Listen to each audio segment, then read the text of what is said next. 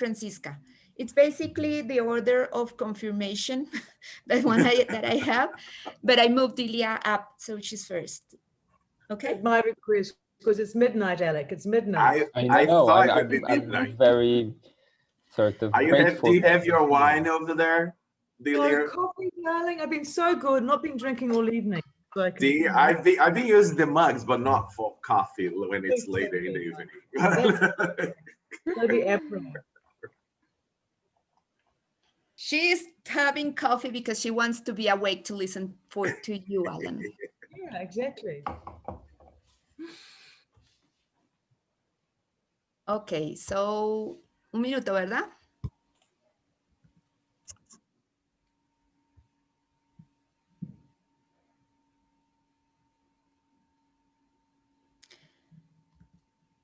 We're starting now. Muy buenos días.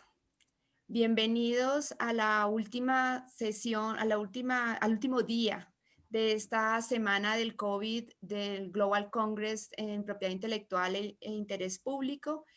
Es para mí, Carolina Botero, directora de la Fundación Carisma, un placer darle la bienvenida a esta sesión y recordarles que todo va a quedar grabado, que hemos tenido una semana fabulosa con muchas personas interviniendo, hablando, con nuestro fan número 1, Alan Rocha, quien está de nuevo acá para su cuarta sesión, y con, bueno, un montón de gente que nos acompañó para hablar de esta importante relación entre propiedad intelectual e interés público, que si no consideramos esta combinación debido a una pandemia, pues creo que tenemos problemas.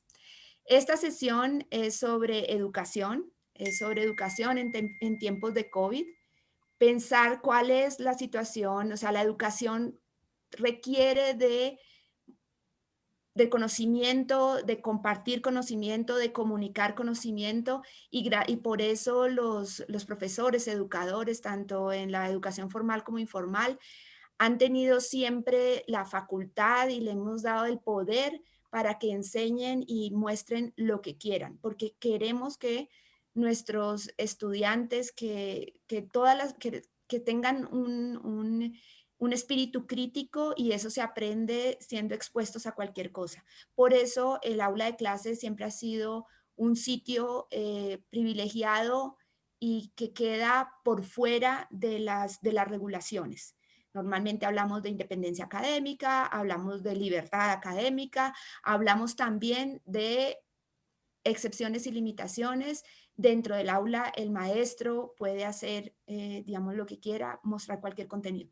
Pero, ¿qué sucede cuando el aula y todo el proceso de aprendizaje, porque más allá incluso de la docencia, en la parte de investigación y demás, se convierte en digital? Cuando todas las actividades que allí suceden pasan en lo digital. Bien, esa es la gran pregunta. Y mientras organizábamos esta sesión, nos preguntábamos qué pasó con el movimiento de educación abierta. ¿Qué pasó cómo funcionó la educación a distancia? ¿Estábamos preparados para este desafío?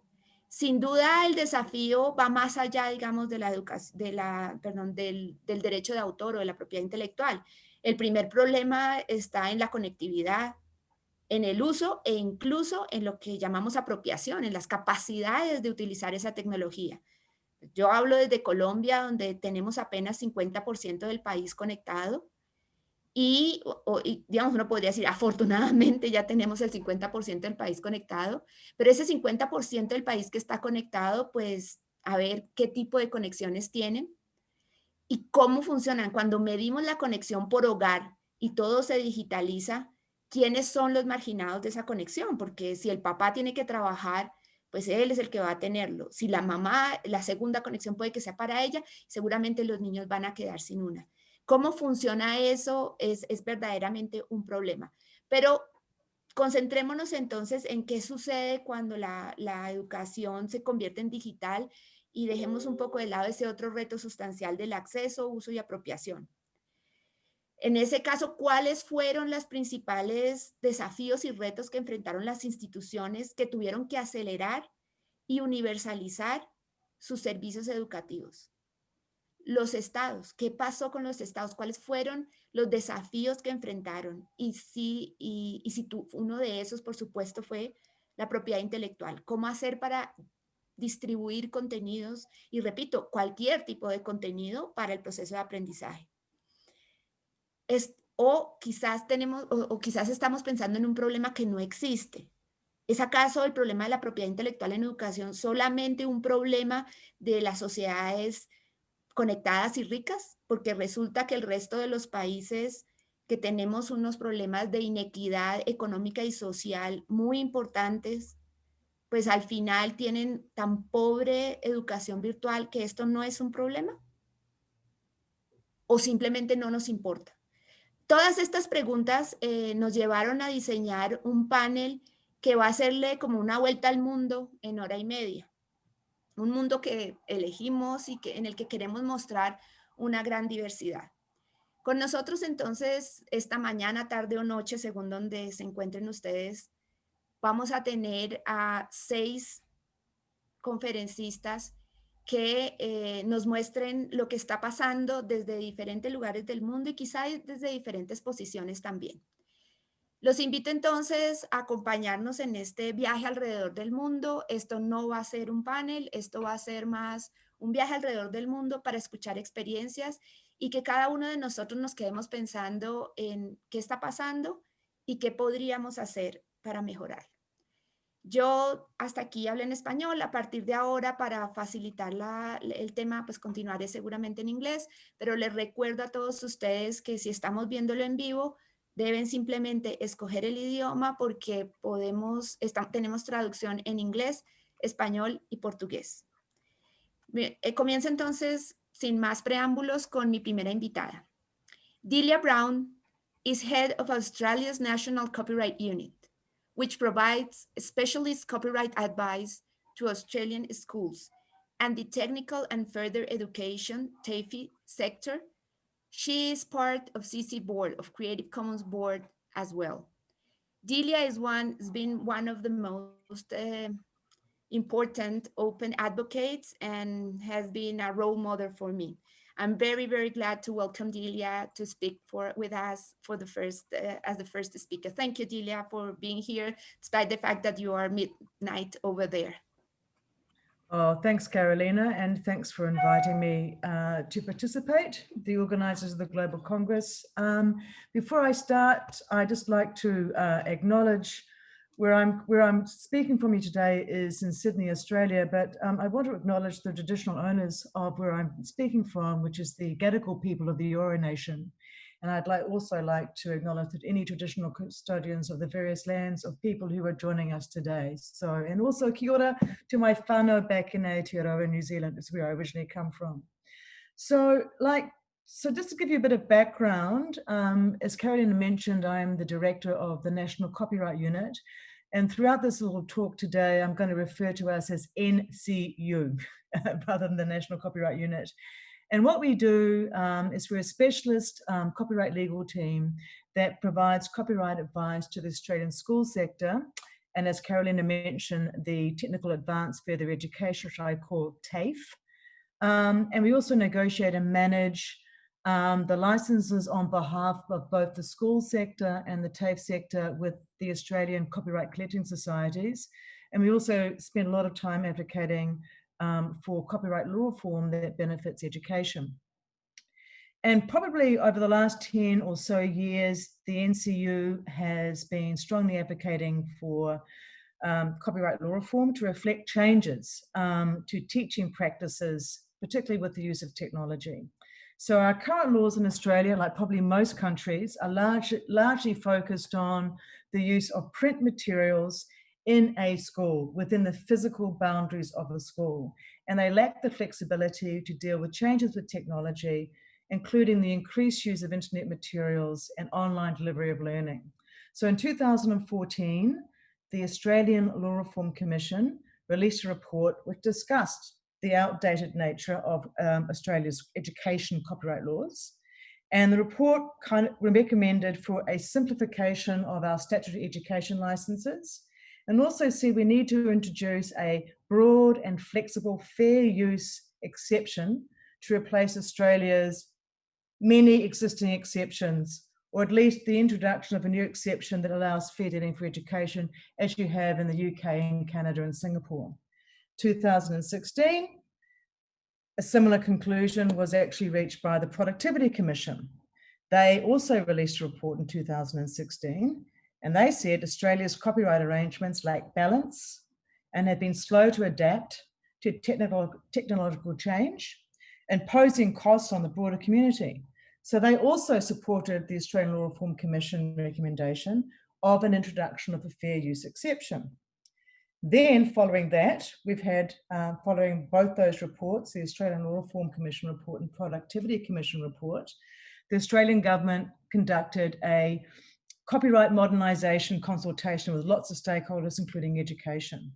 And so they've just very recently, watch this space, announced that they intend to introduce a copyright amendment bill, hopefully later this year, an exposure draft, which will be released for public consultation.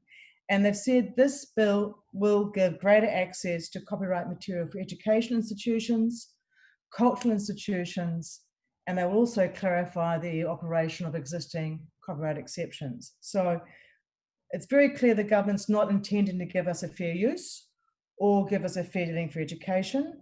What they want to try and do is clarify our existing exceptions to try and improve access to copyright materials for education institutions in line with modern technologies. But, you know, it's going to be, the devil's going to be in the detail. It's going to be the thing. Now, COVID-19 hit Australia. And this, again, I think really showed, it was disruptive. I mean, we had to go from face-to-face learning to online virtual learning. And again, that transition from the physical school to the online virtual school just showed again how outdated our copyright laws were. And just to explain to you how it was for us, because suddenly we had to transition 10,000 schools in Australia to kind of virtual online learning. During that period of time, I think from March, which when the schools were locked down, we had over a 270% increase in requests for copyright advice from the schools and TAFE sector. I think in a period of about 4 or 5 months, we had done over 500 copyright advices. We had over 185% increase to the number of website visits from schools to our website, which is, you know, www.smartcopying.edu.au, which is a really good place to have a look at. I'm going to refer to a few things in my little chat today.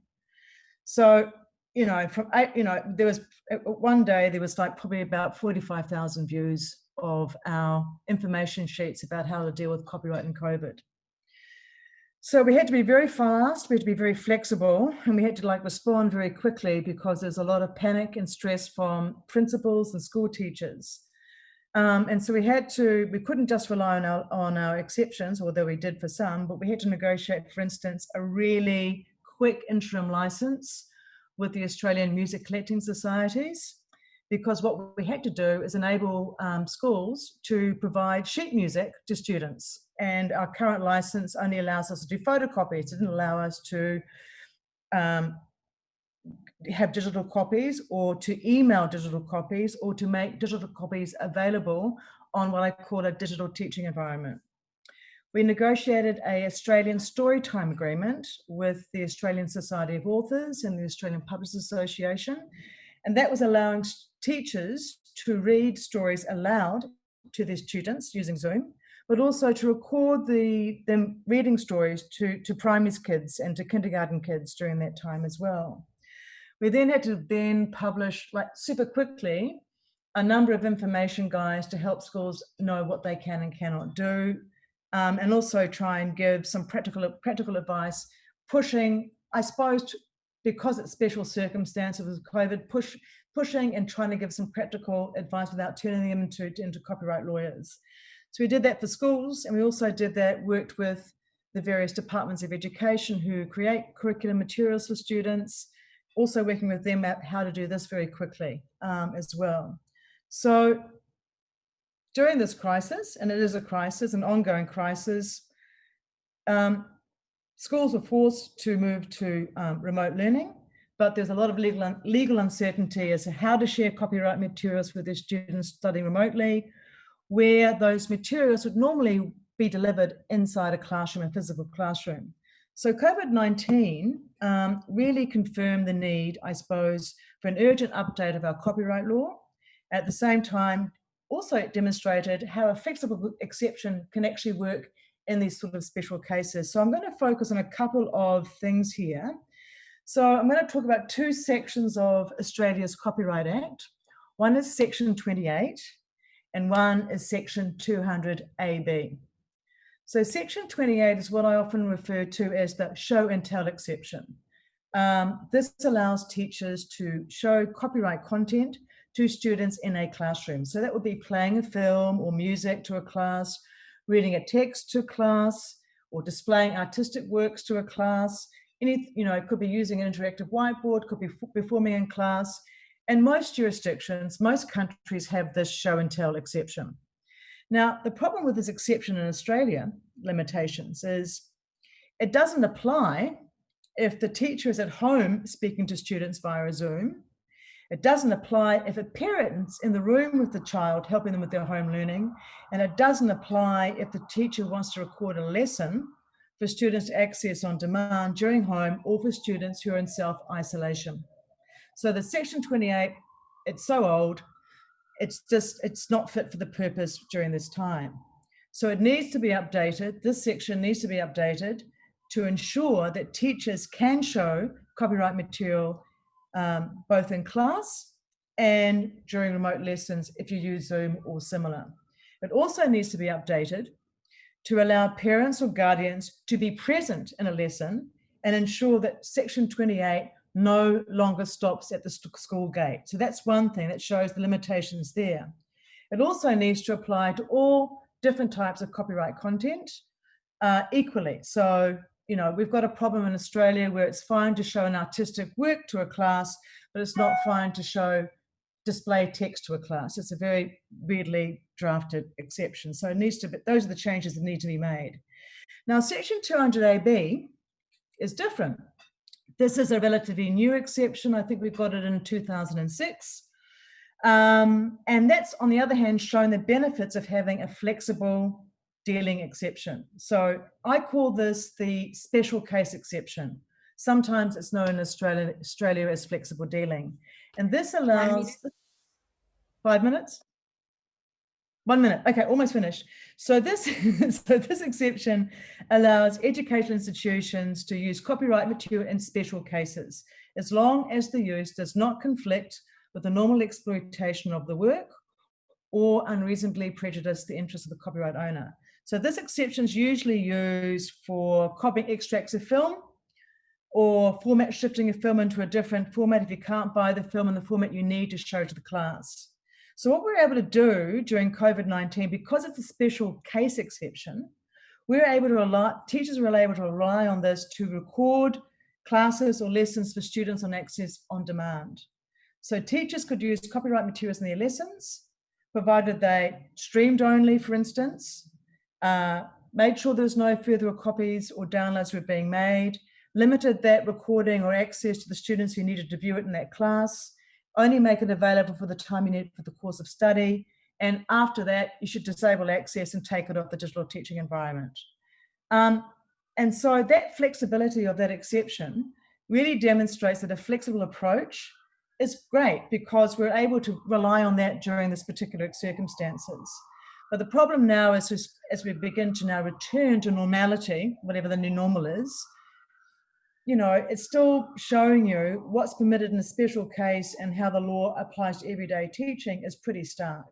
So COVID-19 has shown the light on benefits and the need for flexibility at the same time. And of course, I'll still press hard to make the changes to the law. Thanks very much, Carolina.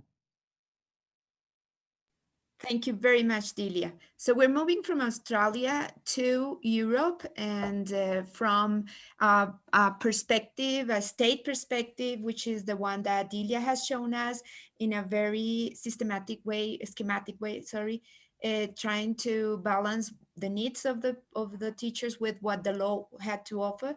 To Alek Tarkowski is from Poland. He's the CEO at Centrum Cyfrow and member of the Creative Commons board as well. He is activist, strategist, policymaker, enthusiastic, sociologist of the digital world.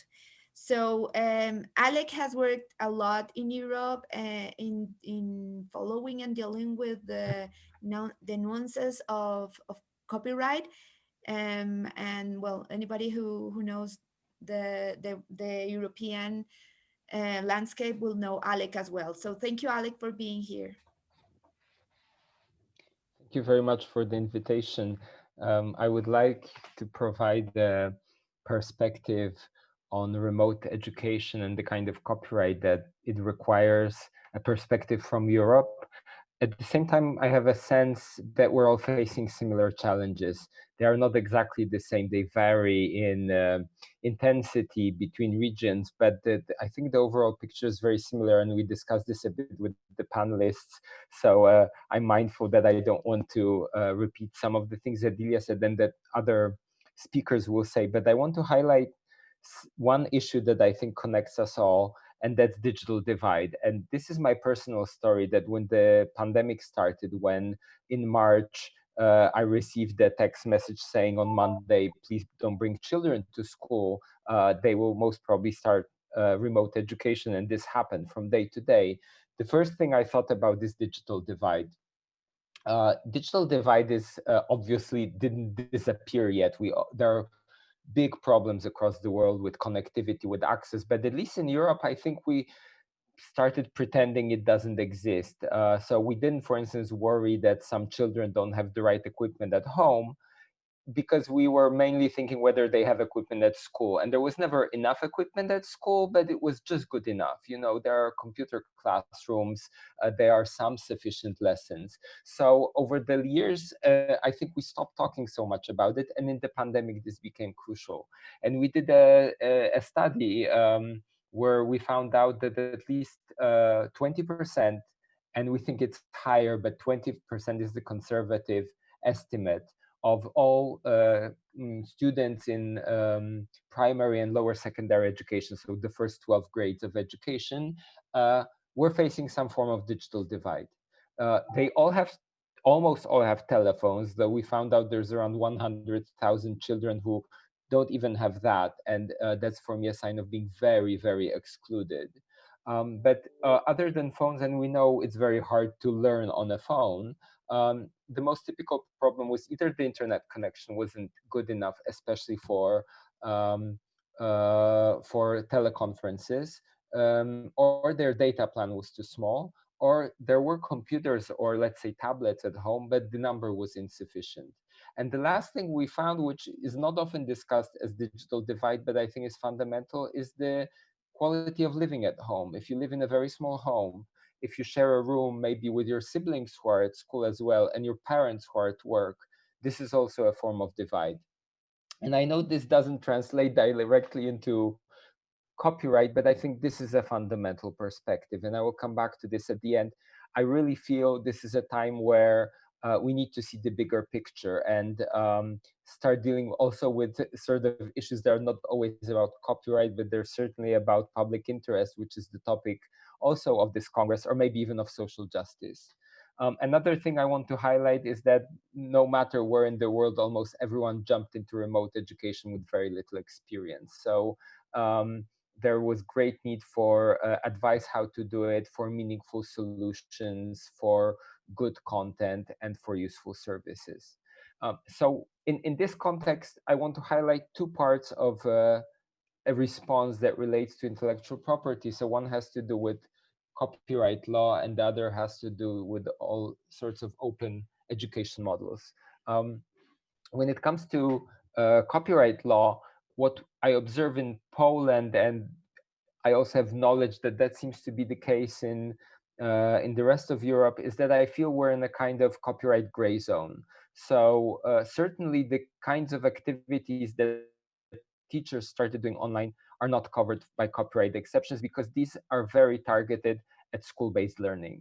And this is very explicit. So in technical terms, they don't cover communication to the public, which the teachers often started doing um, through through digital communication, and also the copying and distribution of materials. I would say often, if lawyers looked very carefully, they would reach sometimes disturbing for them conclusions. But no such looking into happened, and I think the reason for it is that we made a kind of a social pact that this is an emergency, and I think it's very good we did it, right? So, for instance, in Poland, there was one very narrow policy debate about reprographic fees, which to some extent concerns schools, but overall, this topic of copyright in education was sort of left aside. But I don't think this state of things can go on for a long time. This is just a emergency approach, and I think we need the long-term approach. And I think the long-term approach, this probably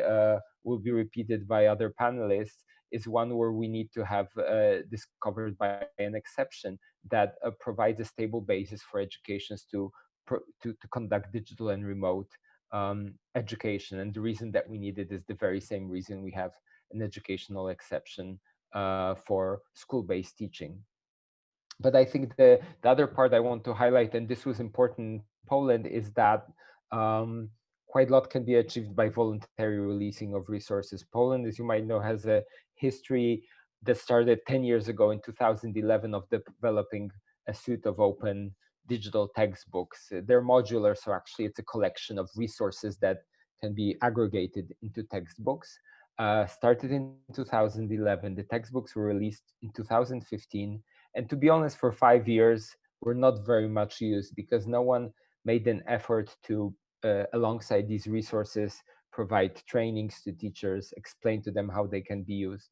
And they haven't been used since until March, when suddenly the fact that they exist was really an extremely good situation that we were in.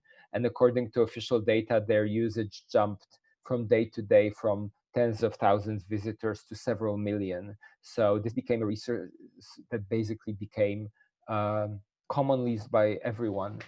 So this is for me a very important story, that open resources make sense. They're not only open, they are public. From what we know when we are studying this right now, teachers have been using a lot of resources, but ultimately they have a lot of faith in public resources. They count on public resources, they trust them. That's why these usage levels are so high. So I think that in this overall big picture, alongside arguments for good copyright, we should be talking a lot about, I like to think today, not just use the term open, but a lot about this is public, that it's very beneficial that there are proper public resources. We secured in Poland the issue of textbooks, but for instance, I wish, but this is, I would say, science fiction. We could, for instance, have other public tools. For instance, it would be amazing if all the teleconferencing was done on a public platform and not necessarily dependent on several commercial providers. So I want to finish by saying that what's important really for me is this broad perspective, because the goals you want to achieve, we cannot solve them all with the means of fixing copyright law or even open licensing. I think the digital divide is ultimately this pressing need. What this means in practice, I think we probably should look at closer cooperation with other actors who are dealing with these other issues, or maybe even expand our own understanding of our mission. Thank you very much. Thank you, Alex. Thank you very much for keeping also on time. It's amazing what you just told. I have to tell you that a few years ago, when we analyzed the situation of the resources, the educational resources available in Colombia, we found out that really it's a matter of the market. So the ministry buys the textbooks for the schools, which also meant that most of the public schools in Colombia does not even have textbooks. And what happened during the COVID is that during 2 or 3 months, the minister was obliged to do some guides, some textbooks, which are basically guides for all public, all the students in the public system. And for many, this was the first time they would have a book in their hands, especially in very faraway places, in rurality and so on, which was for me a very lightning thing of, why are we talking about copyright if most of the students are relying only on what the teachers can tell them? So it's really, what you're saying does connect with me very much. And I think that we're jumping now to Latin America to see what happens here and see what the connections are, starting with Mariana Can I just Fossati. quickly, oh, sorry. Sure, sure, go on. Can I just quickly mention, because this is important, you know, there is always challenge when doing these comparisons, that I describe a European situation where we feel a crisis, but then you say, well, where I am, there are problems with textbooks. I have to reply to this, well, we should be grateful in Poland that this kind of problem, we do have textbooks. So I just want to say I'm very mindful that the situation varies, and the challenges probably in many places are a lot bigger than in Poland, but still, you know, I think structurally they are the same, and that's maybe also important to underline, that we can help each other on finding the solutions. Totally, Okay, because thank I you. mean, I'm talking from Colombia, which is one of the most unequal countries in the world. So the situation of you described in Poland would be probably the situation in Bogota, you know? So it's really those kind of inequalities that also makes the big problem with public education, I believe. But yeah, it's just to connect something. Anyway, we're now jumping to Latin America, to Mariana. Mariana Fossati is from Uruguay. Mariana is part of the Creative Commons chapter in Uruguay. She's a sociologist and visual artist. She's a book lover and a Commons fan. And she knows a lot about education in the region. Mariana, please jump in. Hola, hola a todas y todos. Bueno, voy a hacer mi exposición en español. Bueno, muchas gracias, Carolina, por la invitación y gracias a mis colegas en el panel. Bueno, voy a empezar hablando un poco de la situación en América Latina y plantear un poco, preguntarnos en qué circunstancias están llegando los estudiantes a recibir clases en línea en este contexto de crisis sanitaria y emergencia, y que se refleja en una emergencia en educación también, y que, bueno, cómo llegan, en qué circunstancias, depende de una cantidad de factores previos que están marcados por la desigualdad social, estructural, que podemos encontrar en América Latina. Y solamente para dar algunas cifras, en América Latina, más del 30% de los hogares no tiene acceso a Internet. Este porcentaje, esta proporción varía de país en país. Carolina nos decía recién que en Colombia es el 50%, en Uruguay es el 10% de hogares que todavía no tienen acceso. O sea, hay una disparidad regional importante, pero ese es el promedio, según CEPAL. Y en este porcentaje, en los hogares rurales es del 77%. Hay aproximadamente 40 millones de hogares que no están conectados en América Latina, y más de la mitad de esos hogares pertenece a los sectores más pobres de la población, al quintil más empobrecido, para quienes el costo de conectividad representa, según CEPAL, según sus cálculos, aproximadamente el 12% de sus ingresos. Y esto nos da como resultado que más de 32 millones de niños y niñas en América Latina no están pudiendo acceder a la educación a distancia en línea. Es por eso que como decía Carolina, también la educación a distancia no es solo educación en línea en América Latina. En estos tiempos se han desplegado distintas iniciativas que tienen que ver, por ejemplo, con los libros, como decía Caro, o, por ejemplo, educación a través de radio y televisión, como por ejemplo el caso de México, que lo está haciendo a través de la televisión. En fin, no es la única opción ni lo único que se está haciendo la educación en línea, y esto obviamente nos tiene que hacer pensar en respuestas desde la perspectiva de reformas del copyright o de excepciones que tengan que ver con los distintos medios y los distintos espacios, y no solamente para la educación en línea. Y también pensar que no hay soluciones rápidas, universales, que den respuesta a la emergencia de una forma masiva, sino que, bueno, nos tenemos que preguntar qué diferentes combinaciones de medios tenemos que desplegar para dar una respuesta.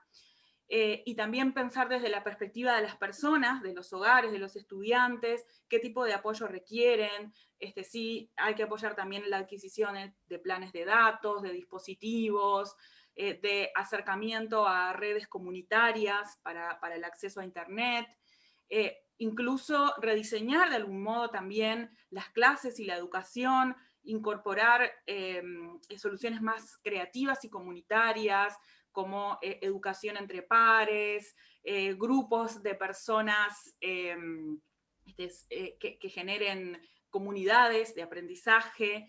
En fin, la heterogeneidad de nuestras realidades nos tiene que llevar a pensar en una heterogeneidad de respuestas.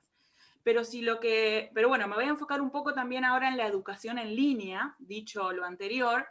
Y primero que nada, no sé, en estos meses en lo que he reflexionado bastante es en ¿para qué hacemos educación en línea? Y primero que nada, creo que no es para hacer lo mismo que se venía haciendo en educación presencial y en las escuelas, pero tratar de trasladarlo a la educación en línea. Creo que eso es algo que ha ocurrido, que se ha dicho, bueno, hagamos lo mismo pero en Zoom, y no se trata de eso, y que tampoco la educación en línea es el mero consumo de conocimiento, acceso a materiales educativos, descarga, lectura, videos, sino que la educación en línea es un ambiente interactivo, que tal vez no es el mismo tipo de interactividad que en el aula presencial, tiene otras posibilidades, como trabajar de forma asincrónica, en tiempos diferentes, lo que otorga flexibilidades para todo tipo de formatos educativos, y no me refiero solamente a la educación formal en el sistema educativo, sino en algo en que he estado trabajando también bastante en estos tiempos, es en la educación no formal, en la formación en la sociedad civil, en las organizaciones sociales. Así que bueno, la educación en línea tiene sentido si la pensamos también como algo que forma parte de procesos educativos más amplios, y que creo que después de esta crisis va a permanecer con nosotros, y también nos va a dar oportunidades de innovar y desarrollar otros formatos, otras formas en educación.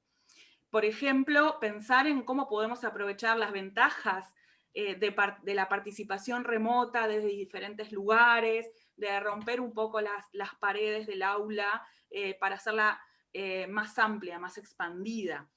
Y esto pensarlo también como una forma de promover una educación más autónoma, más emancipada de ciertas formas muy rígidas.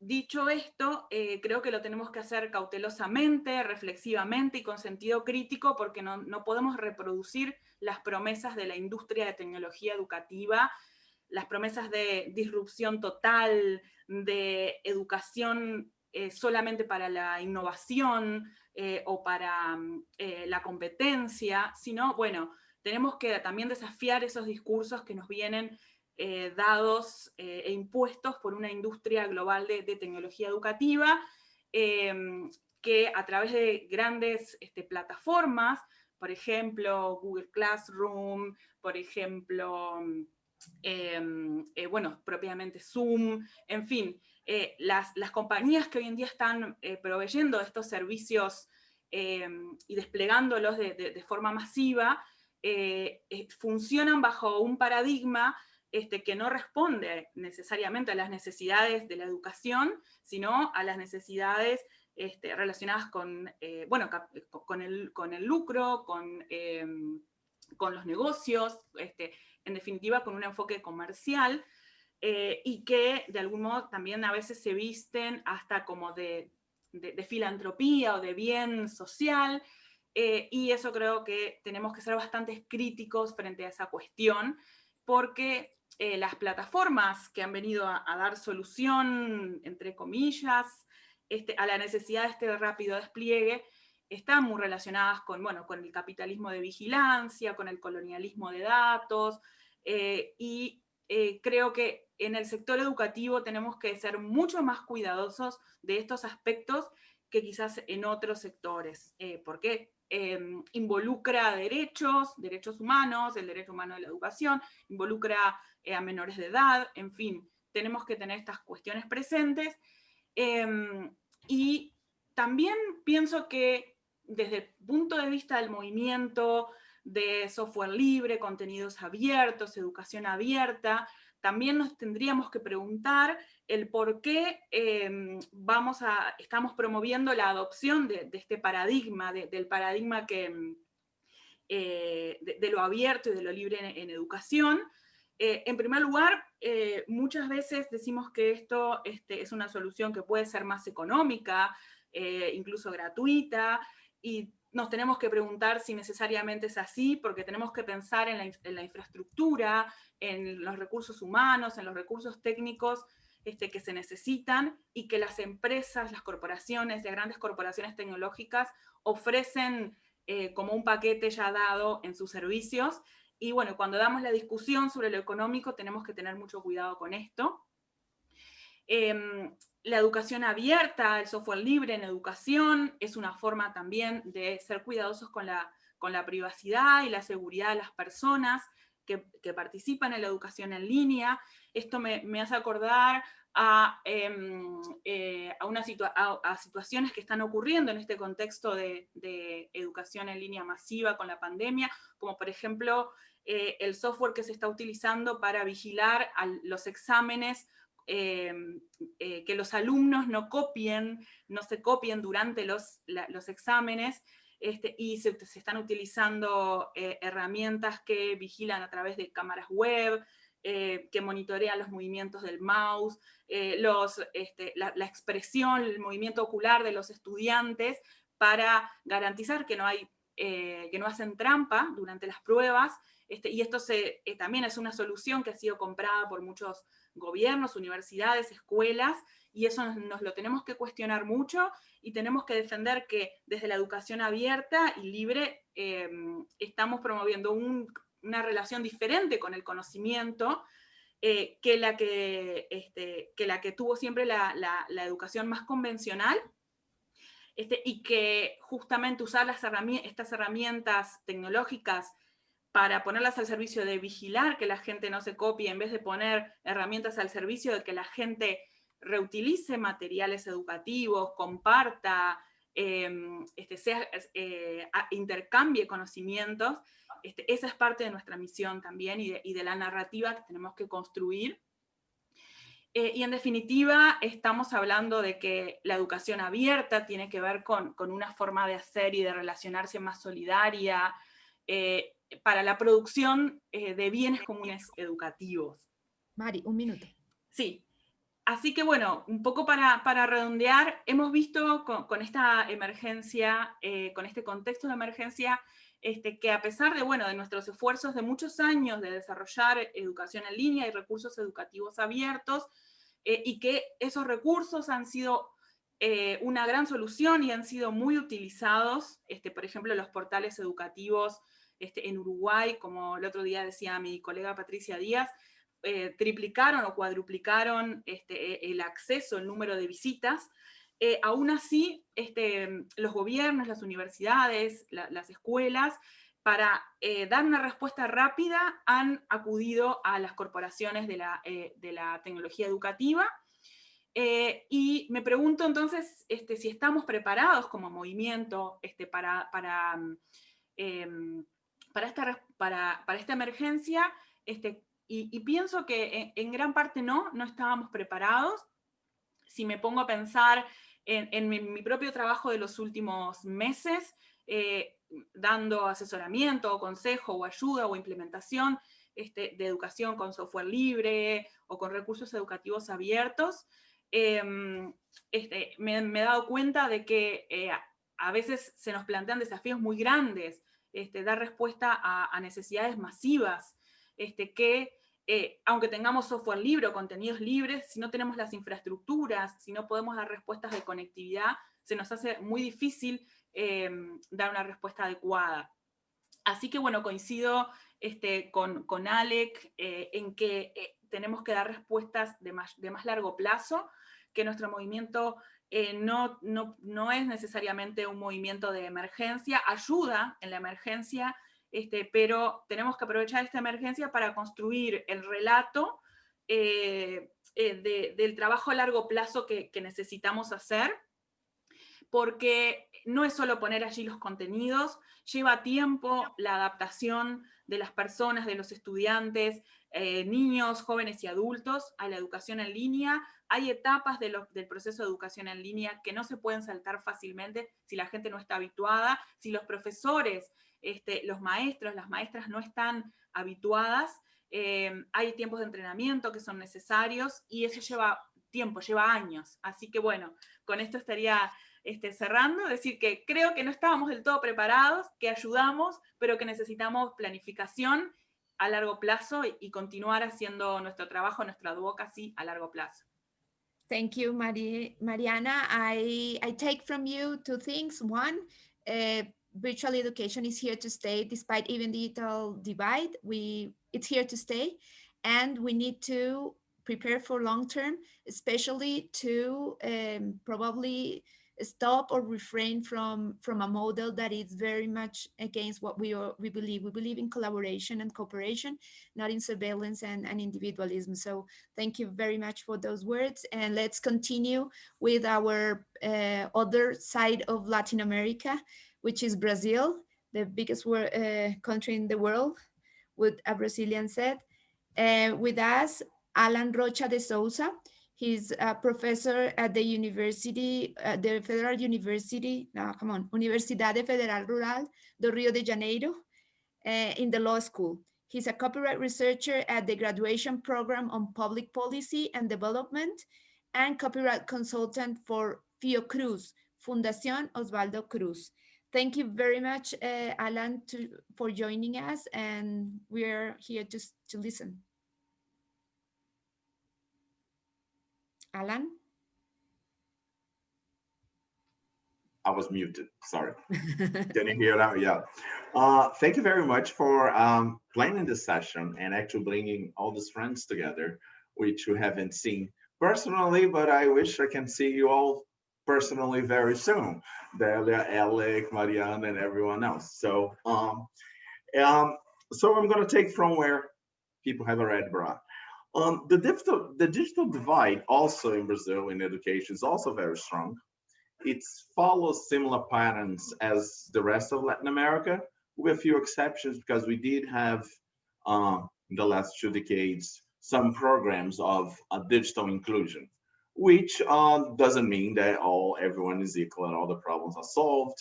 But it seems to me that we have a little bit less of a problem in that sense than some parts of Latin America and some part of the world. But that doesn't mean it doesn't exist. Actually, I'm going to focus on the college education, college and grad education, and even in the federal universities, there is still a huge divide, and we could see that because all federal universities, or at least most of them, and certainly the most important ones, have not returned to regular classes. They are offering courses which students can take, but they're not obliged to take. They're not going to have any prejudice in not taking it. They are not. So if they just don't want to take any of the credits, that's fine. Nothing's going to happen to them. It's not going to count against them, and so on and on and on. So it's making it easier for the college students to go through if they can, when they can, in the way they can. So it has moved online all of a sudden very quickly without really any or much training of it. So it's being, in a way, sort of a fixture, not a solution at all. So it's basically, so far, we've been trying to fix things. And this has happened in all levels. But I'm going to concentrate actually on the copyright issue. How has the copyright issue come about in the situation? I think the first thing that I noticed since March is that until then, there's a lot of talk about copyright among experts and one or another person within the education area that gets interested. But after the pandemic, once the pandemic became here and present, and very clearly it's not going to go away anytime soon, the copyright issue actually became much more present or much more clear. Everyone all of a sudden had the perception, realized that copyright is it's an integral part of everything we do as teachers and researchers, not only as just citizens, but as people and researchers, as teachers and researchers. And that became very clear at all levels to everyone all of a sudden. And there was a huge demand for what to do about copyright, what can I do, what I cannot do, and so on and on and on. So basically, that's all I've been doing since March, explaining, taking part of lives, being part of Congress, answering questions of all different sorts of teachers. And actually, at the end of a few months, I pulled together a guide, which is what can we do and what we can't do, just answering questions that I was receiving by email and so on. This guide actually surprised me. It's open on, obviously it's open. And it surprised me of how fast it moved and how far it did go, how far it went. And that's because it became very clear how copyright impacts all the way through our activities. And one of the first impressions of the teachers was, what is going to happen with my classes? Who is going to be able to do what with the classes that I'm now teaching online? And that was a problem that didn't exist before. Of course, if you were having face-to-face teaching, the classes are there and they just move on, because you just taught that class, you move on, students move on, they write down whatever it is, you release the text and so on, and that's it. But now there's a problem, because now it's being recorded for most part, and it's being made available to the students, usually through the institutions.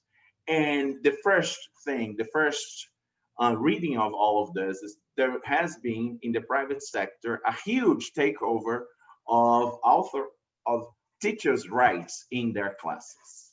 That's the first thing that we first noticed. And that was going to happen as well in the public schools and certainly the public universities. And that's where that I was more involved, and I'm still taking part of it.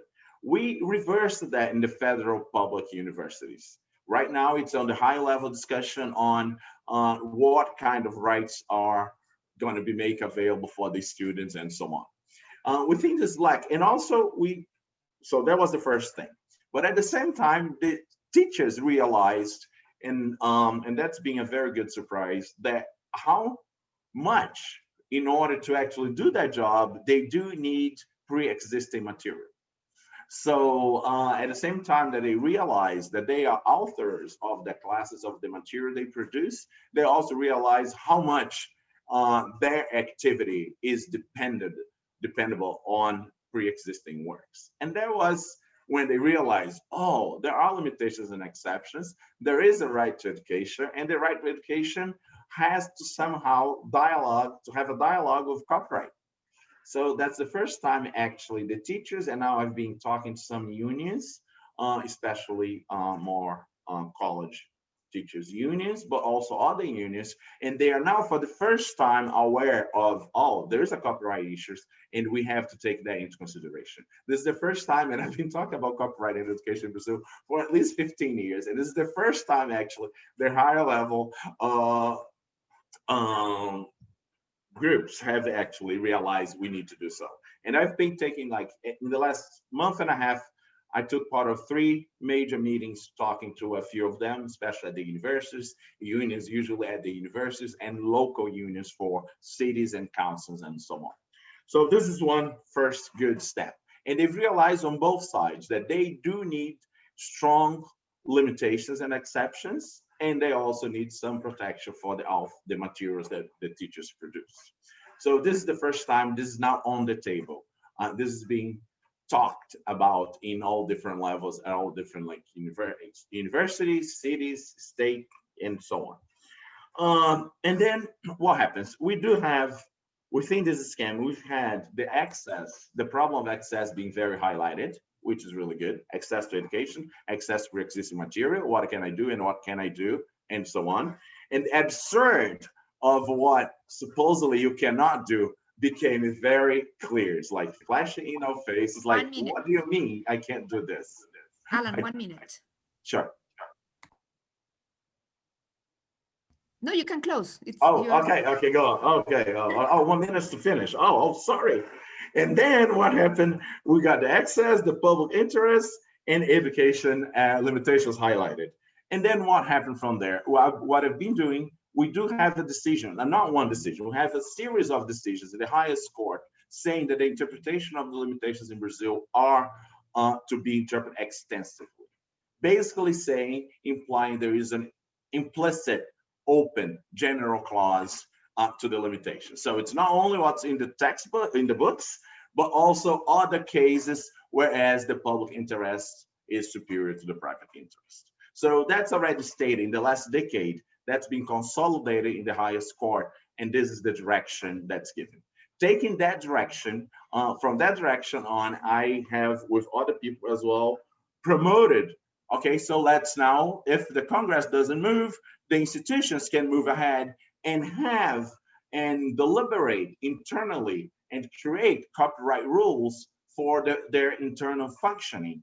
And we've had so far 2 major universities that have approved it, the Federal University of Rio and also UNB, Universidade of Brasilia, and a few other city places which have produced guides to the teachers and to the students. The institutions have actually regulated for this period and will now regulate for the following period, like for the regular period, which had never happened so far in Brazil. And all the determinations, the regulations, the dispositions are much broader than what the legislation says, but it's in accordance with what the courts say. So basically the universities and some cities have taken into their own hands to actually produce and detail what kind of acts they can do and under what circumstances. So they've used the vacuum that the legislation has, the openness that it has, and actually, from what I'm seeing, we are colonizing their area of public interest, which means the relation between education and copyright, by actually acting it, by actually producing internal regulations, but also in making it happen, doing so. And also I see a lot of teachers actually now doing, a lot of cities giving guides, which means what can I share with my students, under what conditions can I do so? Can I do like share the entire book or material? Can I read aloud a kindergarten book and share with my students? That none of that is written in the law, but all is within what the court says. And yes, what we've seen so far in Brazil, yes, you can share material with students, you can use any material in your class, you can read aloud the book for your children, and you can share that with all the students, and so on and on and on. The whole guidance is now, we're hoping to consolidate in a more substantial document, but that has already been spreading around through different cities, different higher education institutions, and so on. So rather than waiting for a Congress, like a legal change, we are making the real change like on the field. So the institutions are doing so, and the teachers are feeling more confident in doing so. So that's what I can see is happening in Brazil. And in that vacuum, what happened is, now we do have all the institutions are aware they need to regulate copyright, and they will regulate taking in consideration the right to education, their role in promoting education access, and I'm definitely finishing it. Now they are going to implement, and a few of them are moving ahead with implementing open education resource policies. And the second one, more open access. And hopefully from there on, we are going to have much more open education for limitations for education in Brazil, even if the law doesn't change, but we will change how we actually do it, and that will become a fact. Thank you, and I'm sorry, Carolina. Thank you, Alan. Don't worry. We still have some time to talk later.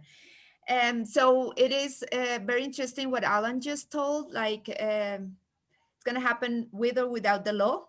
That's a nice way of closing it. We are coming with our next speaker. This is Anuva Sinha. She's from India. Anuva is a researcher at Center for Internet and Society, and she works on various digital rights issues, including copyright law and openness. We cannot talk about this topic without India, because there's always so many things to know about India. Thank you, Anuva, for being here. Thank you, Carolina, and thank you to all my co-panelists for that very rich and informative discussion.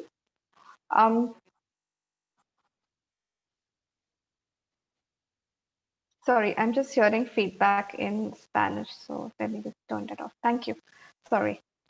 So I will begin with sharing 3 important developments that have happened in education during the pandemic, and then I'll end with a couple of reflections on the state of the law. So in July, the Indian government sort of released the National Education Policy, and this basically sort of revamps sort of the existing system that we've had for so long. And this policy essentially replaces a document that was last passed in 1986. So this was a very comprehensive document dealing with a lot of issues, recognizing a lot of challenges and, you know, the change environment that everyone's operating in. Although the document recognizes the digital divide, it also highlighted the acute severity of this digital divide in a pandemic. It recognizes that as a primary barrier in online digital education, but the document does not put too much of a focus on access to quality content online for reasons best unknown. There is a certain degree of focus on content available on government-run platforms. Also, for instance, content for teachers for their training. But there has been no discussion whatsoever about bringing more openness to that. I mean, last I checked, the policies continue as before. The content for online learners remains to be copyrighted. For teachers, teachers may use that content free of charge, but they have to seek prior permission from the platform owners, which is the government. So it's unfortunate that the policy did not deal with any aspects, be it sort of openness in school education, openness in higher education, open science, the importance of open educational resources. So this was like a huge missed opportunity. Secondly, there is a lot of activity around policy making happening in open science in India. So the principal scientific advisor of India recently announced the intention to embark on a one nation, one subscription plan, which would basically entail India negotiating with the largest scientific publishers and getting subscription access for a flat fee for its entire population. Now, the modalities of this plan are yet to be known, but research produced by the public institution will be made available in open repositories. So that's green open access in play there. But I mean, this one nation, one subscription plan seems somewhat of a step backwards, because this is essentially diluting the stance on open access by paying the publishers for even legacy research that was essentially produced by public institutions. So to that extent, it does not seem like a very progressive step at the moment. The third development is that educational tech firms have entered the space big time. I mean, like Mariana and I think Nicola also mentioned in a question about the rapid commercialization happening in the space. So while there are no studies to sort of give concrete numbers as yet, and we also have not been able to undertake any sort of studies on attitudes or experiences of educators. But if history is anything to go by, a couple of years back, a local Indian regional government had sort of released a law which required edtech creators to take licenses from the government for making content that related to the standard curriculum. So this was also done under the premise of copyright. So essentially trying to get creators to get a license, to pay up fees to get a license over an idea per se, which was a regressive move back then, and it also sort of was not revoked. So, we just need to be super cautious about these kind of developments. We don't know what the responses to this sort of a commercialization are going to look like. Finally, I mean, there's been a lot of lack of legal certainty in Indian copyright law. This has been the case pre-pandemic, and I think it just sort of got exacerbated now. So adequate levels of use and awareness of limitations and exceptions have not existed. And during COVID, while there were new legal problems that were being identified by legal scholars, copyright scholars, there wasn't much discussion happening in the public discourse. So these kind of challenges really received marginal or sort of scarce attention, unfortunately. And limitations and exceptions in India, in theory, sort of fare kind of better than a lot of countries on the openness index. But some key aspects are, very depressingly absent. For example, there is no framework for online libraries. So, they're very outdated for the current environment like that. And the other sort of gray area that has been identified is how would teaching play out when educators are uploading video using copyrighted works, and depending what are the sort of nitty-gritties around communication to the public, what is the sort of like what are the sort of legal implications it can have for the educators. So there's not too much knowledge around that either. So I'm just going to sort of end with saying that there has been a strong demand in this environment for educational content, online more so. But it can definitely be met with fewer barriers if some structured solutions would emerge to these problems. Thank you.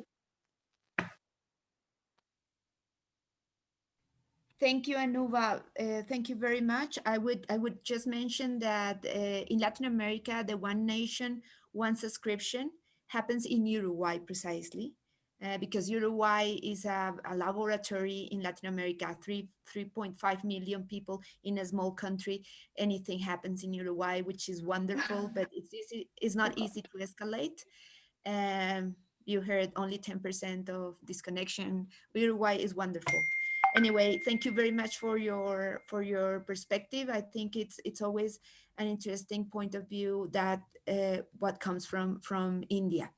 So our last but not least speaker is Francisca Susilawati. Sorry. She works for the Teachers Association of the Republic of Indonesia, PGRI in Indonesian, and in doing so, she has extensive knowledge on the challenges with intellectual property. Because if we're talking about education, and we heard some comments from a person who works for the state, and a lot of activists, followed by activists and professors. We need to hear the voices of the teachers as well. And Indonesia has a very diverse environment to show us some challenges and options. Please, Francisca, go ahead. Thank you, Carolina. So my name is Francisca Susilawati. I know that's difficult to be pronounced by the foreigner. So I'll be speaking on behalf of a teacher because I'm also, beside of working for the Teachers Associations of Indonesia, I'm also a classroom teacher. So before I start my sharing, allow me to briefly describe the nature of our country. Indeed, yes, Indonesia is a very large country in terms of size of area and also population. So we have a very large diversity in terms of culture, religion, educational background, socio-economic and geographical conditions. So in the normal conditions, we do have problem on managing the quality of educations. Then on the early month of 2020, COVID-19 hit the world, and the first case of COVID-19 in Indonesia was found in February 2020. And that time, it was never crossed in our mind, the teachers, that the impact will continue and dramatically affecting all aspects of human life, including educations. The cases of COVID-19 in Indonesia is getting bigger and bigger day by day. Then on May 2020, the government decided to close schools and ask all students and teachers to organize learning process from home. So it's the dramatically shifting happened from the direct teachings to distant learning, from the printed learning materials, learning resources to virtual learning resources, from the human-based interactions move to technological-based interactions.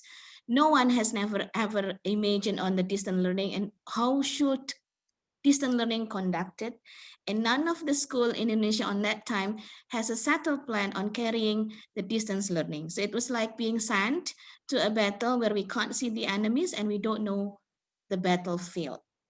So that is the feeling that we have as a teacher. We don't know what to do. We don't know how to carry on the learning process. We don't know what to use because we can't use the printed book. We will have to think and shifting the normal learning process into virtual learning. So everyone in every school tried to figure out on coping with the new situations using their own way, using their own strategies, and there is no grand design that could be followed as the standard. So dramatic shifting happened and no one is ready for it. So really agree with what Alan said and also Alex said previously that we will have to take this as a valuable lessons and we'll have to take these pandemic lessons as a part of our future planning. So most of the teachers in Indonesia seems to face difficulties in conducting distance learning, not only because they do not know how distance learning should be held, but also because there are no supporting facilities that we can use to support distance learning. So in Indonesia, not every provinces or every regions has the internet access. So we cannot say that every school has the possibility or has the opportunity to shift the direct learning to virtual learning because we can't even find internet in some areas.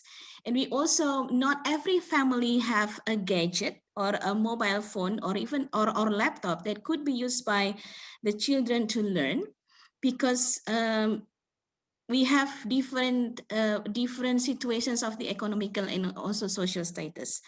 So these conditions force the teachers to choose on visiting the students one by one, having the home visit on still taking care of the education process for the students. Some are fortunate because they're working in big cities. They're working in big cities and also working for settled schools community who has the facilities. But that discrepancies lead to significant problems for Indonesia's educations.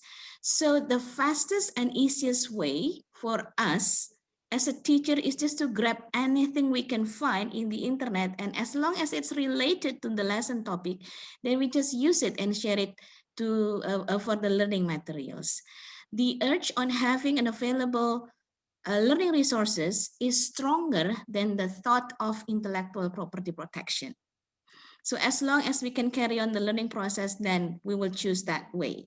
So then the intellectual property protection will be the second layer of the problem. With that challenge, the Teacher Association of Indonesia decided to take and lead massive movement for teachers in Indonesia by organizing a free webinar and also virtual workshop. And it dramatically gave a very positive impact for the teachers, because on the first wave, we conducted 19 days non-stop webinar, also virtual workshop, with the 72 synchronous session and also 60 asynchronous session involving 100 speakers from around Indonesia. And we have 15,500 participants who are joining the workshop, because the teachers, they need to know how to conduct the distance learning. So then the urge of having that learning is very high. And that first wave teach us a valuable lessons that there is a big need coming from our teachers. Then we continue to the second wave. Then all the learning that has happened during the pandemic, we as the teacher associations take the further step by organizing coordinations with the universities under the PGRI. There are 45 universities now is working together on preparing the massive open online course for the university students around Indonesia. So that is what is happening in Indonesia during the pandemic, Carolina. So the intellectual property protection is becoming the second problem compared to the availability of the learning resources. Most of the teacher will think on getting the available learning resources first, then think about, am I using the right resources? Do I have the right on using this or not? So that is the descriptions of what happening in Indonesia. So through that webinar and also through the virtual workshop, we give the educations for teachers on how should we choose the learning materials from the internet, the countable resources, and how should we also give an honor and also respect to someone else intellectual property.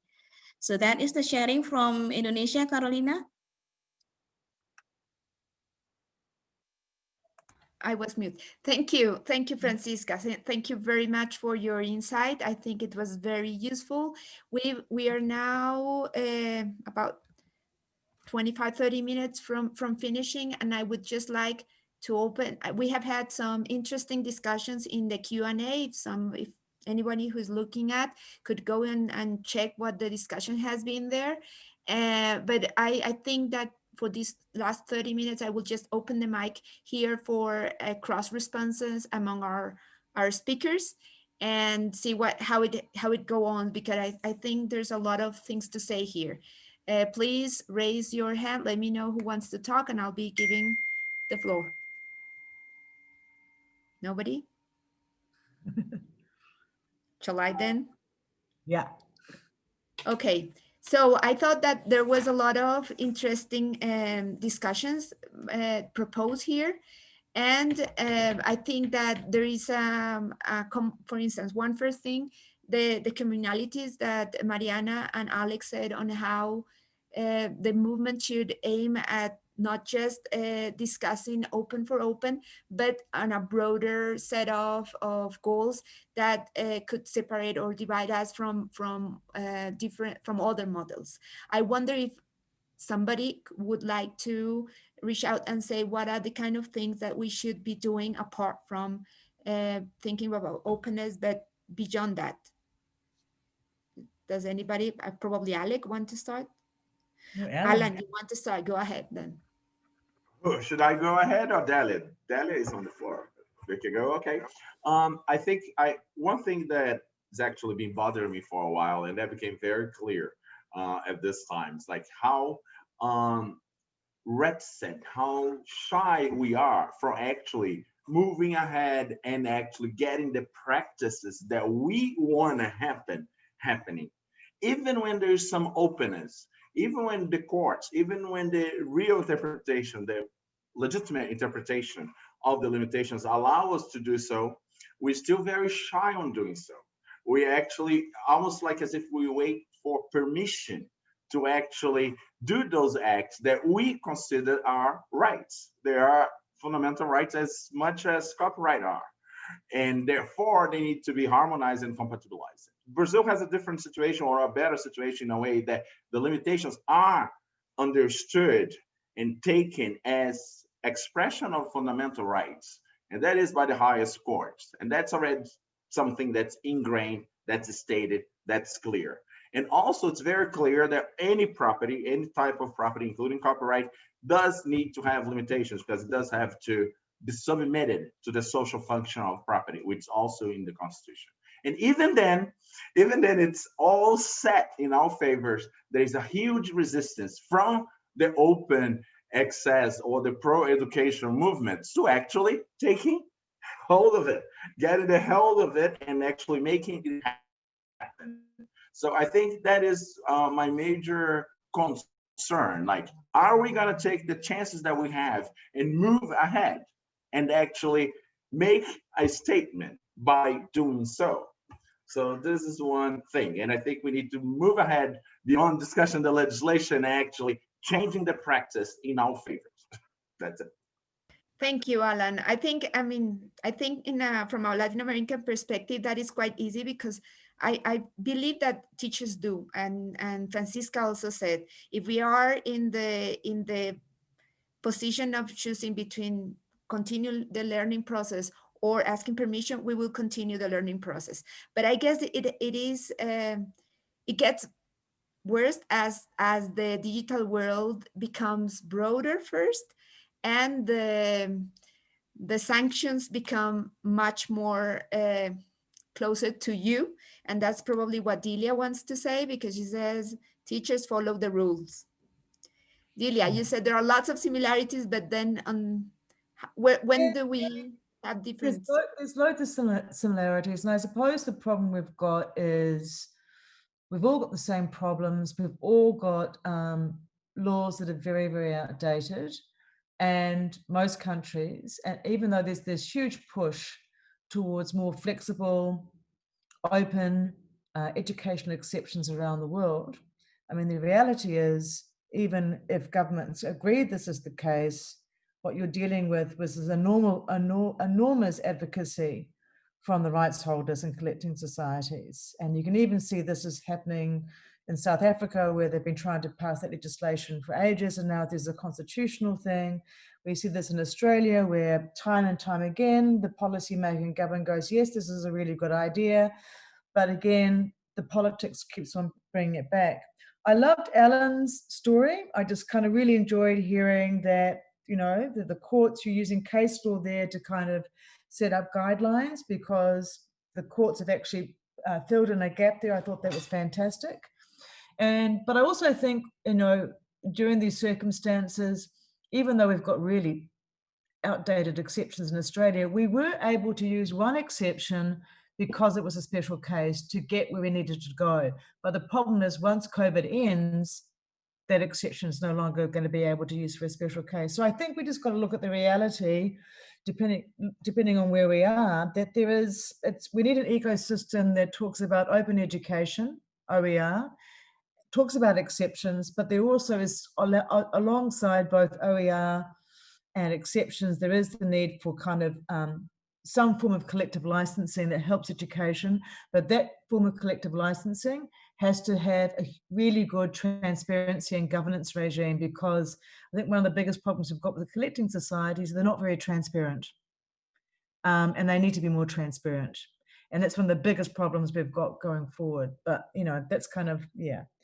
So I think the COVID's given us an example to show how flexibility can work in many countries, but also shows us, like, you know, it takes years to get exceptions in, years and years. And even if the government agrees with you, you're stopped because of the advocacy and lobbying.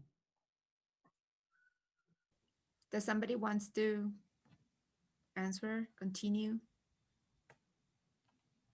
I don't see Anuba, but I guess she's... Okay. I can see her, but blank space. There's a question here. What are the main obstacles to wider OER adoption in your respective countries? In Brazil, consciousness. Now they are aware. Oh, we need that. We can't just be doing what we're doing, because some of the practices are not going. They're going beyond any extended interpretation of the limitations. So I think consciousness that like this is something that we really need. That's something that Brazil gained in some of the institutions here. And like to Does say, Australia perspective, the Department's education, you know, they really went gangbusters and anything they created being released under a Creative Commons license. So it actually helped that. I think one of our biggest problems, the OER movement doesn't recognize the need for exceptions or support opening up, open-ended exceptions. I think that's a real problem. somebody else? Yes, I think that maybe in Uruguay, the main obstacle could be copyright literacy in teachers. This is something that my colleague Patricia always say, because for teachers, the more natural things is to take the materials online, available online, to remix resources and create something without taking in account the compatibility between licenses, without taking in account the limitation and exceptions that they can apply to their materials. Well, in Uruguay, we don't have really good exceptions for education, and nothing that we really can apply to the build of open educational materials. But I think that probably a copyright literacy is one of the obstacles. So teachers cannot see what's the difference between an open educational resource and just something that is available online to use for education. I wonder if we want everybody to be aware, because once they are aware, if the cost is to pay a license, for instance, how many countries will be able to pay licenses? That's another question, right? Anyway, who else want to answer Joe's question? What is the OER? What are the limits on your OER adoption in your country? Okay, no one else. So there's another question on copyright exceptions. Go ahead, Alec, then. Yes, I didn't unmute myself. I think this is a very interesting question for us where, as I said, the level of OER use is very high. And I think that this has to do with, as well, with the awareness that has been raised here, right? That I think these high levels of use of the openly licensed portal don't translate at all to an understanding of the open model. This is, by the way, exactly the same case as with Wikipedia, you know, for me, always the flagship open project. And this is a bit of a catch-22 situation, because I don't think we have the resources, and the teachers honestly should not. They are now overworked and stressed, and the last thing they need is copyright awareness courses. But at the same time, if they're not aware of the specificity of these resources, they cannot support them. I honestly think they see it as just one more resource. So in the end, the support for these open resources depends on a very small group, I would say, of policymakers who hopefully understand these resources and continue to support them. I would say that is the case. I'm optimistic that in Poland this became sort of a mainstream, but replying to also other things that have been said. So even, you know, there's always the limitation. It can still be this huge number of visitors, but of course the situation is not perfect. These textbooks are not complete, and a good teacher looks beyond them for many other resources, and immediately, could be hitting a copyright law, and we're happy these issues don't emerge, but we're completely aware that the legal challenges can emerge at any moment. We've had in the past cases of so-called copyright trolling, where really educators, librarians, and teachers and schools and libraries were accused of copyright infringement.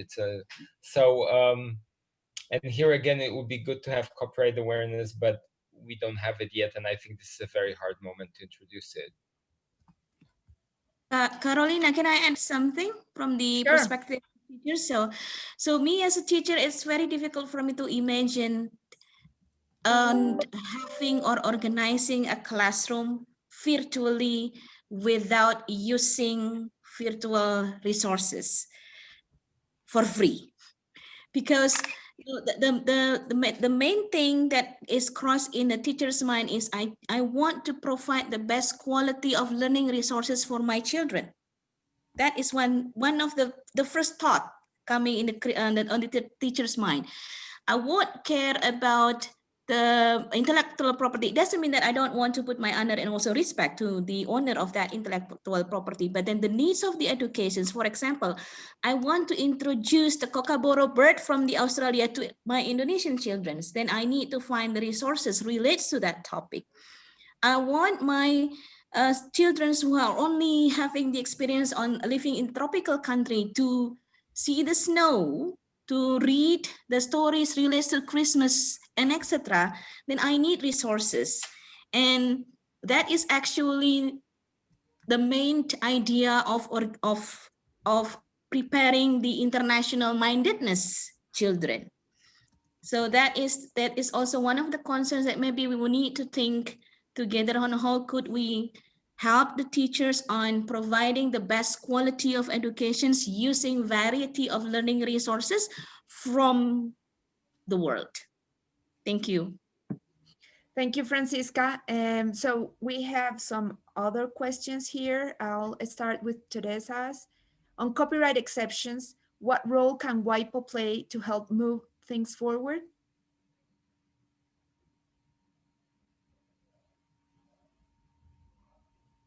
I just answered. I just started that immensely, just as he had with the Marrakesh Treaty. Just signaling that this is an issue that needs to be done is already quite important as an argumentative issue within different countries. Certainly in Brazil, I'm pretty sure in the public debate in other countries in Latin America, that's also important. And I suspect in places like in Africa and some parts of Asia, this is also important. And until today, a few court decisions, the ones they refer to, they realize that like limitations and exceptions part of the whole system after the Marrakesh Treaty. So that discussion became over once the Marrakesh Treaty is being passed, at least in Brazil. Like, listen, yes, limitations and exceptions are internal part of the system. Therefore, the system needs to be balanced and harmonized with other rights. I think we need to push that message further to other situations and to other rights, right, like education right now. And I think this is the moment. I think this moment is also very key because very few people are going to be able to argue publicly against education in this situation and against access the public interest in this situation. So I think we need to take the opportunity to push it ahead in WIPO and all different levels. Somebody else wants to answer that one? There's a comment by Susana Isoko. Addressing Joe's questions, great responses from the panel to add, in some jurisdictions is lack of trust in quality of OER, either out of ignorance or as a result of advocacy against. I had my country Uganda in mind. Sadly, it is used respected in some developed countries like Switzerland, although not labeled as such. Yeah, the issue of quality is always a critic by openness. Okay, so there was also a comment by Delia that I thought it was interesting, and is the fact of the lobby, which is really a difficult thing to do as activists. It's always the big problem, and I find it very hard to explain usually what the point of access is, of openness is. You've been doing this work of building bridges for so many years. I mean, building bridges because at the end, it's your, I guess it's part of your job as a state, as a part of the state. What are the key things, and these for any other of you, that one who should take into account when speaking, especially with those that have a complete different point of view from yours? Provide evidence to show why it's not working, and a narrative. That's the only way that you get change. You have to kind of, you just have to do some super good research, get some good evidence, and say, well, this is the problem and this is what we're trying to fix. And that's the only way you can get through. Anybody else? Because that's I think one of the main problems in countries like ours. I've tried to do, but it's always I end up against a wall, even trying to build evidence, because probably all the infrastructure that we've discussed here, access, lack of understanding from the teachers. So we end up having very strict laws that come from an environment of the North, and it's just not possible oftentimes without at least a lot of resources to build the evidence. So I wonder if there's something that we can do south to build evidence, a better level of evidence. For instance, we tried to copy some of the methodologies that is an overuse in Europe, and it just didn't work. It's impossible to use the kind of workshops that European teachers had, because when we came into a room with teachers in Colombia, what are the kind of digital resources that you use? Not digital, what are the kind of resources that you use with your children? I mean, no way, they don't even have a PowerPoint. So really, it ended up being very, very, very hard. I think sometimes we are, again, to go to Alex's point, if you go to a school, a private school in Bogota, then you can apply. But if you're talking about public schools, the gap could be very, very difficult to face. And I wonder, how do we do this? Because at the end, we end up with very a level of enforcement that is, it has nothing to do with the reality of many countries. I think we have to close. We are close to close. Yes. So I would like each of you to have some small address, a small thing that you would like to leave here to the rest of the panel. And again, thank you very much. So who wants to start, or shall we do the same line of order? Anuba, you've been very quiet, so let's start with you.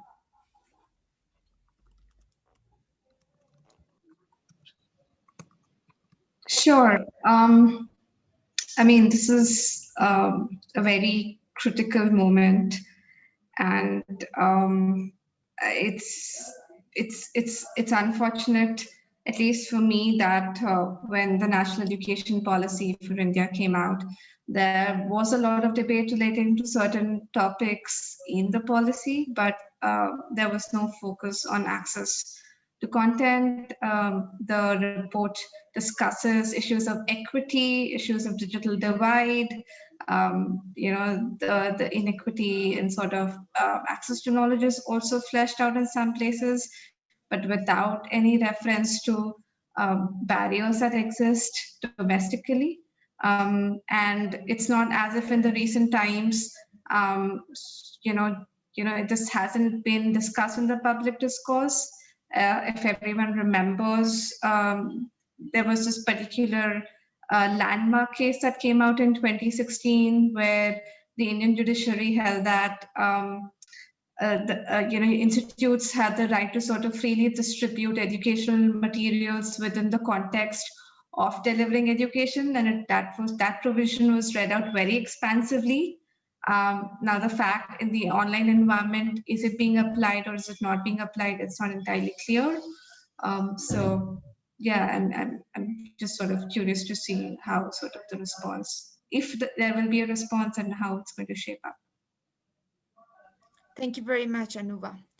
Who wants to continue, or shall I continue? We go backwards. Francisca. Thank you, Carolina. So the COVID pandemic is teaching us a very valuable lessons. So let's use this momentum to give a stronger underline on the terminology of educations for all. It's not only about sending the students to the classroom, but also ensuring that they get the best quality of learning experiences and also learning resources. Thank you. Thank you, Francisca.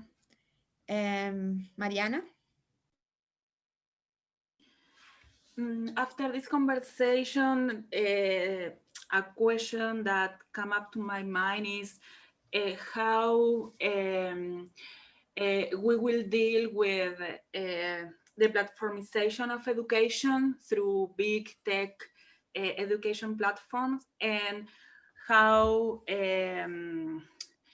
exceptions and limitations could work there in a world like, you know, like a big platform as YouTube, or the kind of rules that apply, that I apply there where our struggle for exceptions and limitations are quite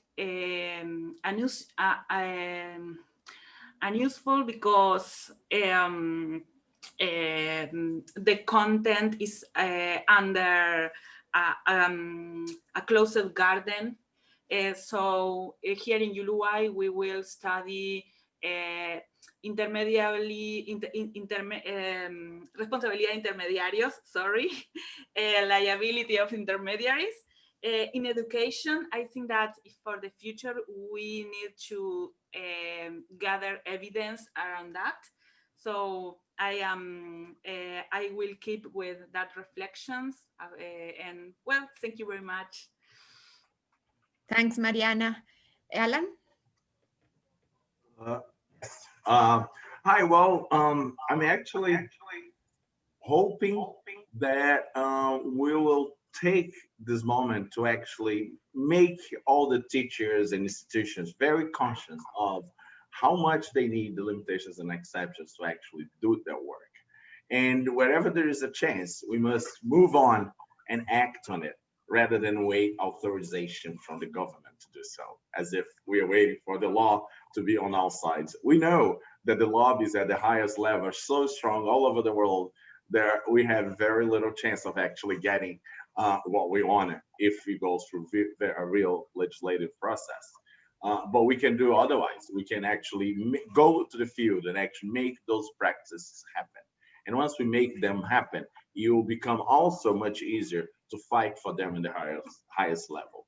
I think we may be too concentrated in debating it on the highest level, and we could be forgetting of actually making that work on the field at all levels by giving like very simple instructions that are within the limitations, but push a little bit beyond what the text of the law says. That's it. Thank you, Alan. Alec? First of all, I really agree with Mariana. I think that when we think about platforms, we see some limitations of our approach, and this is something we need to understand. Without, of course, I don't mean to say that copyright reform is not important. This is a crucial goal to ensure some standard exception. I hope this will happen one day at WIPO. But maybe to add just one more point, and this is not something we have discussed a lot, but in looking at what's happening in Poland, but we're also doing some case studies in other countries. We'll be sharing them in around a month. Teacher networks are really important, and we didn't talk about this because, you know, this is a different topic, but I think they're very important because even in places where people don't have access to resources, often people can connect even through very simple communicators. And we've been seeing that in situations where the system doesn't work, there are very efficient ways where just people connect with each other, and the more advanced ones share knowledge in peer ways. And I think we need to remember that maybe these are channels where we need to be inserting freely available and fair content. But I think this is also, again, this is not the typical work of open education, but for instance, in Poland, we are trying really to support these grassroots efforts. And of course, there is always a platform story there, as you well know. Usually these networks today depend on a small number of very popular communicators. Nothing, I think, bad with that in a pragmatic sense, but in the big picture, again, it leads to these questions: should there be a public solutions for this? Thank you, Alex. So Delia, and thank you, Delia, Francisca, Nuva, because you're late in your places. Of course, the worst time is for Delia. So thank you for still being here. Cool. And I've really enjoyed this session. The only thing I'd like to sort of, in my mind, is like, we're talking about the right to education, and copyright and OER is only one of the things that's going to help us get to the goal of the right to education. And the only thing I wanted to say is we're talking about copyright exceptions as being one of the things that needs to be developed and worked on. Always remember that the other side of that equation, which is often the creator and perhaps copyright owners. So I just want to bring this element back. Remember what we don't want a free ride, we want a fair ride. So just remember that it's about fairness. There's three different stakeholders here. There's creators, there's owners, there's users like us. So it's about getting that balance right. It's not saying we don't want to pay for things necessarily, but we want to have that little green dot that allows us to do something in education. So just remember the fairness aspect of what we're trying to achieve as well. But fantastic session. It was worth staying up to 1:45 in the morning.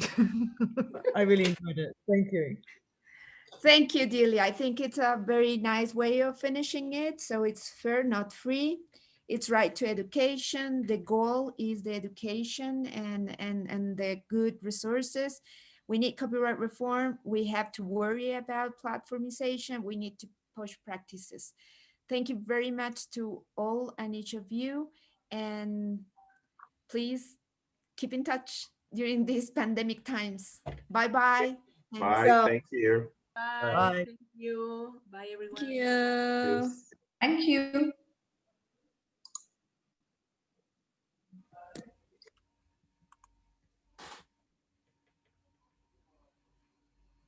¿Listos?